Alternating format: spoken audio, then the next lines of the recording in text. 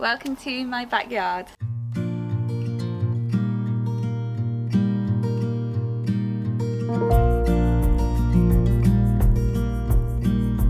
So this isn't technically a proper garden. I don't even think you can really call it a courtyard. It's a through yard, so basically there's no physical dividers between us and our neighbours, which is fine because we love our neighbours, but we have to keep the walkway accessible for everyone because it's just public land, this bit, but this still belongs to us and we're allowed to kind of decorate it the way we want to. So last year I think everyone really understood the importance of having their own outdoor space, and we typically didn't use this area because we weren't ever really bothered, and then last year changed everything, so we really started slowly making it over into this little space for entertaining, relaxing, unwinding, especially now with all the lovely weather coming out, and it's just a really nice space to enjoy and have a bit of peace and quiet alone time.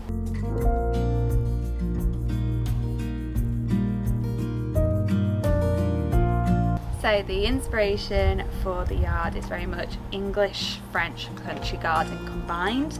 So I really wanted to play with that sort of, obviously we don't have any grass so we can do like a traditional garden, but I really wanted to play on sort of that kind of European courtyard that I love seeing in Pinterest and everything like that. So like I said, we couldn't divide our yard between our neighbours, but we wanted to create a little bit of privacy just for, you know, moments when you don't want everyone seeing what you're doing, like when you sit out here with a coffee and a book. So this was like the one DIY that we did, which really wasn't even a DIY, and it was putting these planters together. I painted them a Tudor black paint because I wanted the greenery of the florals to pop, but I also wanted them to blend into the Yorkshire stone. The next bit we got was this plant stand. I had seen an image of this on Gal Meets Glam, Julia's feed, of this plant stand that she did with all these pots back in her house in Charleston, and I wanted to recreate something for myself.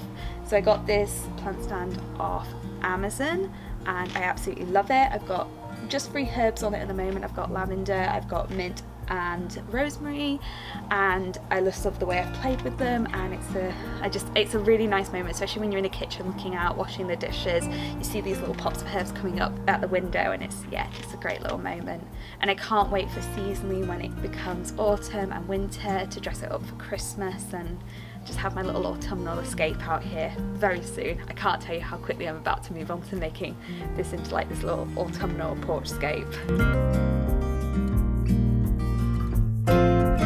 So it was important for us to get a dining table and chairs out here. We don't have a dining area in our home, but we do like to entertain people, and we also wanted a place for alfresco dining as and when the weather is nice here in the UK. This table is from IKEA. It's a very basic one, but it's perfect size. It can fit 4 people when we need it, but it's also great just pushed up against the wall, and it's a great little dining spot for us. These chairs are from Maison du Monde and I absolutely love them. I really wanted a chair that had an armrest on them because I like the idea of people sitting back, putting their arm up with their glass of wine in hand and just conversing with some great music playing. We have 4 of them, but unfortunately I made a slight sizing miscalculation, which I thought that all the chairs could be pushed under the table. That is not the case with the arms, but it's okay, we can have 2 out for as and when we want to sit here, and we've got 2 downstairs in the basement just reserved there.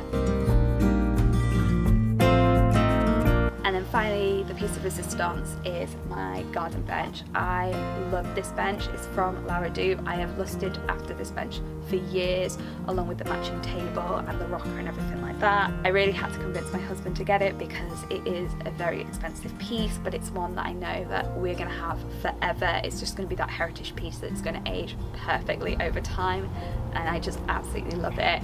I love just sitting out there, pulling up one of the chairs to put my coffee on, put my feet up, and because of our neighbours' trees, we're surrounded by gardens, so their trees kind of grow over onto our bit, which is perfect for me because I love a little shade spot. So it's great that I can just sit there and listen to the nature.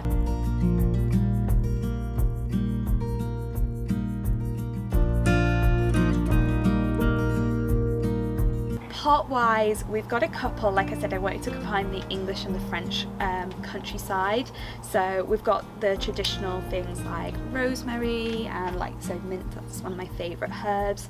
I've got a mixture of English and French lavender just to play on with those mixtures. I've got my beloved olive tree. I absolutely love my olive tree. It was such a steal and it's been absolutely thriving, and I love cutting little snippets off and placing them for dining table moments, a little kind of garnish for decorating a tablescape. And I also love putting them in with my hydrangeas when I'm cutting the heads off. The hydrangeas are very much an investment. I love the white and the green, like I said, popping against the black, and I wanted just a simple floral that I love, and I wanted to be able to just cut heads off as and when I needed them and put them into a vase, which you'll see many times on my Instagram, just that moment. And yeah, it's just my little version of a cutting garden without it being too much. The other plants that we've got here are my lemon tree. He's been a bit neglected this year because he's simply not growing. We've tried to find a spot for him, but it's not quite been hot or sunny enough like it was last year, so he hasn't really had his moment, but I'm sure next year he will be thriving with lemons for us to have every morning. And then the other two things I got were my boxwood trees. I really wanted these two trees in these woven baskets at my kitchen door just as this greeting moment. One of them's struggling a little bit, but I'm sure he'll be back on the mend very soon. But again, waiting for those seasonal moments of, in the winter time, dressing these up with some outdoor lights and having just this little warm greeting when you're coming home from work at the end of a hard day. And this is pretty much it for the garden. Like I said, we can pull the table out and have a lot of people over when we're having guests, but kind of everyday use in the summer, we have to keep this pathway bit here open for people to walk past, but it's perfect. Like, we can enjoy it and we're not blocking anyone, and we've got our own little country escape, which is absolutely what I love out here. Like I said, it's just, we're near a main road, but we're quite far back, so we get a little bit of traffic, but it's very quiet, very peaceful out here. And like I said, you just hear a lot of birds tweeting and lots of cats. We have quite a few neighbourhood cats and they all wander here and they like to chill out. It's absolutely fine. I absolutely love it. I don't think we'll do much more out here. Like I said, this will do us for the next couple of years. I think the next time we'll do a proper garden makeover is when we eventually buy, and hopefully we've got a good bit of land that we could go a little bit crazy with and create a good outdoor living situation, hopefully in the future, very, very soon. So this is our garden makeover. I do hope you enjoyed this little mini video.